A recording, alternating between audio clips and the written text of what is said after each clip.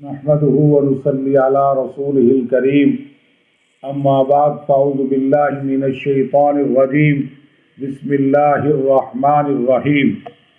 آج کا جو مجرب وظیفہ ہے وہ ہے بری عادت سے نجات۔ آج والدین بہت زیادہ پریشان ہیں اپنی اولاد کے بارے میں کہ وہ بری عادتوں کے اندر جناب اعلیٰ مثلاً چوری کرنا، جوا کھیلنا، نشہ کرنا، لوگوں کو خام خواہ پریشان کرنا بری صحبت میں۔ اس حوالے سے اولاد کے حوالے سے بڑے پریشان ہیں کہ ان کی عادتیں بری ہو چکی ہیں اور ان کی صحبت بری ہے، برے لوگوں کے ساتھ بیٹھتے ہیں۔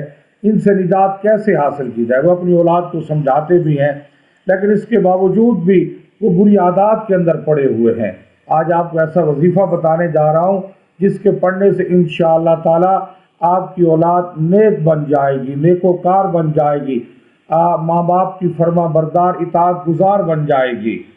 تو بری عادات سے نجات چھڑانے کے لیے اس کا طریقہ کار یہ ہے کہ جب مریض سو جائے تو کوئی صاحب 3 فٹ کے فاصلے سے ذرا اونچی آواز میں 1 مرتبہ قل هو اللہ احد یعنی سورۃ اخلاص پڑھے اور 21 روز تک پڑھے۔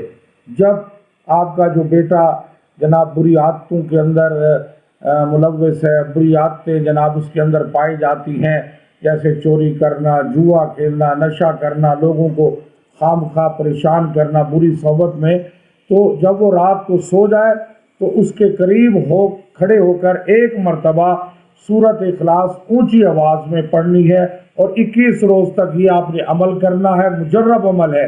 انشاءاللہ آپ کا جو بیٹا بری عادتوں کے اندر اس کے اندر پائی جاتی ہیں ملوث ہے، انشاءاللہ تعالی وہ ٹھیک ہو جائے گا اور آپ کا فرما بردار اطاعت گزار بن جائے گا۔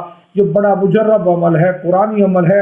سورۃ اخلاص بڑی برکت والی ہے، تو روزانہ رات کو عشاء کی نماز جب وہ سو جائے اس کے قریب کھڑے ہو کر اونچی آواز میں 1 مرتبہ 21 روز تک سورۃ اخلاص پڑھنا آپ کا کام ہے۔